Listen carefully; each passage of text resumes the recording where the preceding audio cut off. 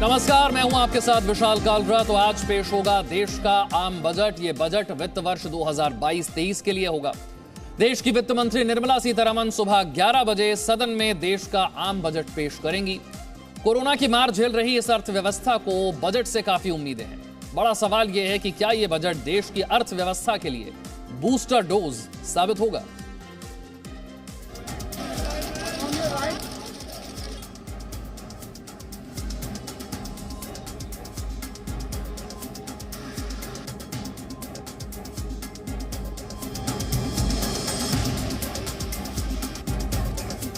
आज वित्त मंत्री निर्मला सीतारमण देश का आम बजट पेश करने वाली हैं।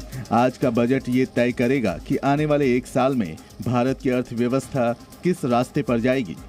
सुबह 11 बजे वित्त मंत्री निर्मला सीतारमण जब संसद में बजट पेश करेंगी तो 135 करोड़ भारतीय उनके एक एक शब्द को गौर से सुनेंगे।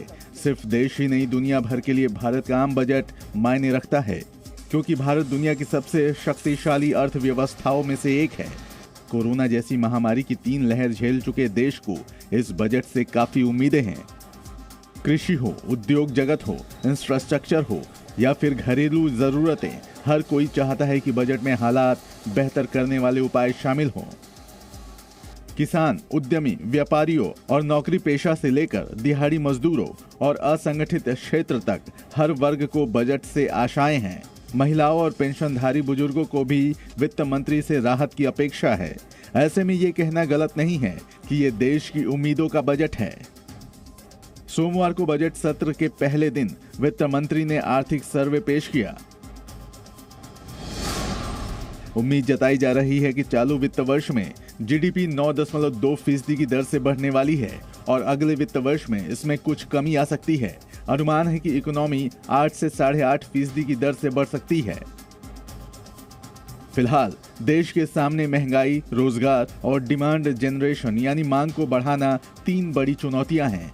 पिछले 2 साल में कोरोना काल के दौरान देश में अर्थव्यवस्था की रफ्तार धीमी पड़ी। उद्योग व्यापार के सामने संकट खड़ा हुआ, बेरोजगारी की समस्या बढ़ने लगी। हालांकि अब कोरोना की रफ्तार धीमी पड़ी है और अर्थव्यवस्था पटरी पर लौट रही है। ऐसे में आम बजट से उम्मीद की जाती है कि वो अर्थव्यवस्था को तरक्की का बूस्टर डोज देगा, ताकि भारत दुनिया की सबसे मजबूत आर्थिक महाशक्ति बनने की राह पर आगे बढ़ सके। ब्यूरो रिपोर्ट, जी मीडिया।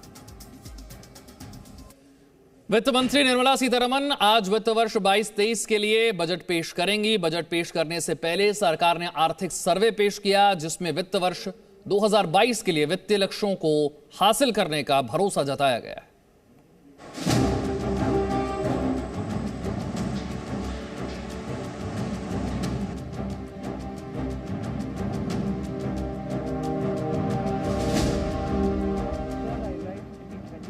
पांच राज्यों में होने वाले विधानसभा चुनाव से ठीक पहले आने वाले इस बजट पर सबकी नजरें टिकी हैं।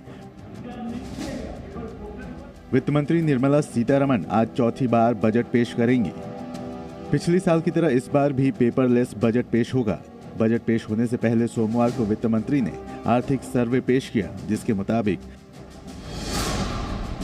मौजूदा वित्तीय साल में विकास दर 9.2% रहेगी। वित्तीय वर्ष 2022-23 में विकास दर 8 से 8.5% रहेगी। वर्ष 2021-22 में कृषि विकास 3.9% रहने की संभावना है। 2021-2022 में निर्यात में 16.5% बढ़ोतरी की संभावना है। 2021-2022 में आयात 29.4% बढ़ने का अनुमान है। वित्त मंत्री निर्मला सीतारमण ने आर्थिक सर्वे में खपत बढ़ने का अनुमान जताया है और महंगाई को लेकर चिंता जताई है। आर्थिक सर्वे के मुताबिक मौजूदा वित्तीय साल में खपत 7% बढ़ने का अनुमान है। 63,400 करोड़ रुपए का विदेशी मुद्रा भंडार मौजूद है। विदेशी मुद्रा भंडार 13 महीने के आयात के बराबर है। महंगाई को लेकर भी चिंता जताई गई। फिक्की ने भी आर्थिक सर्वे पर संतोष जताया है। फिक्की के सीनियर वाइस प्रेसिडेंट शुभ्रकांत पांडा ने कहा कि बिजनेस को लेकर अच्छा काम हुआ है। रिफॉर्म की बात की जाए तो बहुत अच्छी मेजर्स ली गई हैं ईज ऑफ डूइंग बिजनेस के लिए, और जैसे कि पीएलआई स्कीम्स हैं जो कि मैन्युफैक्चरिंग को बहुत अच्छा असर देगा। हमें लगता है कि इनोवेशन पे फोकस दिया जाए। इकोनॉमिक सर्वे ने उम्मीद जताई है कि कोरोना के बावजूद देश की अर्थव्यवस्था पटरी पर लौट रही है और अब उसकी रफ्तार और तेज होने की उम्मीद है। ब्यूरो रिपोर्ट, जी मीडिया। दुनिया के साथ साथ देश भी कोरोना से, इस महामारी से उबर रहा है और इसीलिए सरकार के सामने जो चुनौतियां हैं, जो चैलेंजेस हैं, वो पहले के मुकाबले कहीं ज्यादा हैं। आम लोगों को भी इस बजट से, हर तबके को इस बजट से बहुत सारी उम्मीदें हैं कि इस बजट के जरिए उनकी जिंदगी पहले के मुकाबले कुछ आसान होगी, महंगाई में कुछ कमी आएगी।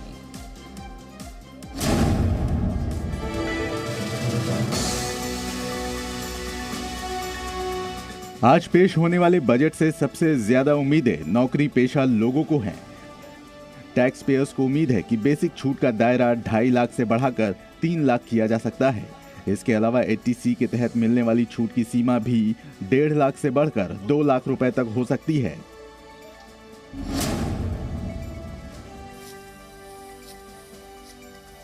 किसानों की कमाई बढ़ाने के लिए सरकार किसान सम्मान निधि को बढ़ाने की घोषणा कर सकती है। पीएम किसान योजना का दायरा 6,000 रुपए से बढ़ाकर 8,000 रुपए किया जा सकता है। कृषि कानूनों के विरोध के बाद किसानों की नाराजगी दूर करने के लिए सरकार कृषि लोन का दायरा बढ़ा सकती है। अगर सरकार एग्रीकल्चर लोन बढ़ाती है तो ये किसानों के हित में बड़ा कदम हो सकता है।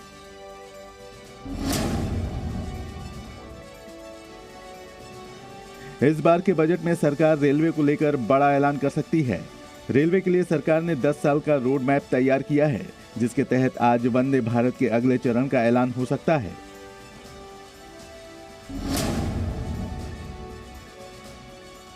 वित्त वर्ष 2021-22 में हेल्थ सेक्टर का बजट 73,931 करोड़ था, जिसे इस बार बढ़ाया जा सकता है। कोरोना महामारी के कारण इस बार के बजट में भी हेल्थ सेक्टर पर फोकस रहने की पूरी उम्मीद है। बजट में वैक्सीनेशन के लिए अतिरिक्त रिजर्व फंड दिया जा सकता है। पेट्रोल और डीजल की बढ़ती कीमत के कारण सरकार लोगों के इलेक्ट्रिक व्हीकल के इस्तेमाल पर जोर दे रही है, जिसे देखते हुए सरकार आज पेश होने वाले बजट में इलेक्ट्रिक वाहनों पर छूट का दायरा बढ़ा सकती है। देश में क्रिप्टो करेंसी के भविष्य को लेकर लंबे समय से अटकलों का दौर चल रहा है।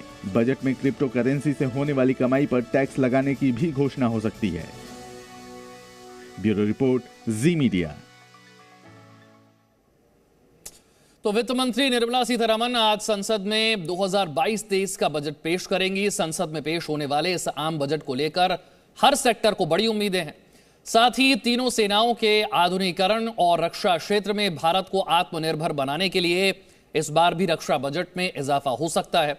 चलिए आपको बताते हैं कि पिछले कुछ सालों में भारत का रक्षा बजट कितना था और दुनिया की महाशक्तियों का रक्षा बजट कितना है।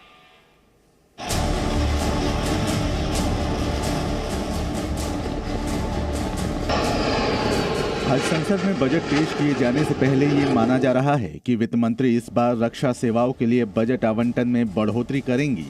रक्षा मंत्रालय सैन्य तैयारियों और तीनों सेनाओं के आधुनिकीकरण के लिए लंबे समय से रूपरेखा तैयार कर रहा है, ताकि देश की सुरक्षा के सामने मौजूद चुनौतियों का सामना किया जा सके।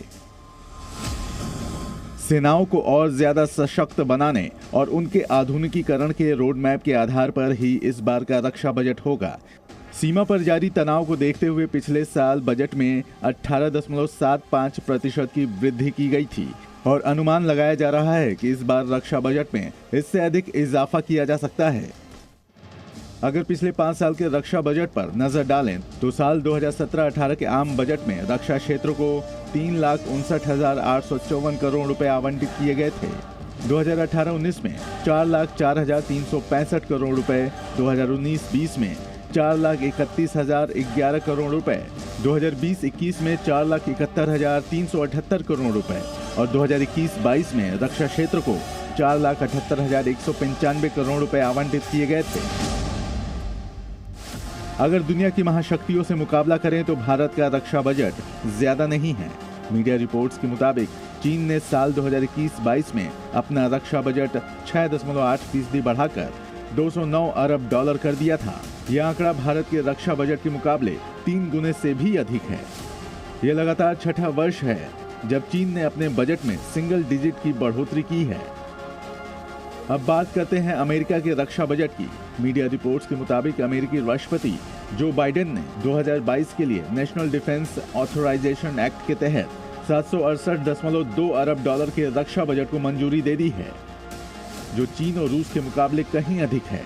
चीन और अमेरिका जैसे सैन्य महाशक्तियां जिस तरह से अपनी सेनाओं को आधुनिक और तकनीकी रूप से सशक्त बनाने पर खर्च बढ़ा रही हैं, उसे देखते हुए भारत की भी सेनाओं के लिए बजट में अधिक आवंटन करना पड़ सकता है। Bureau report, ji media. Presenting B News app, available on Google Play and App Store. Download it now.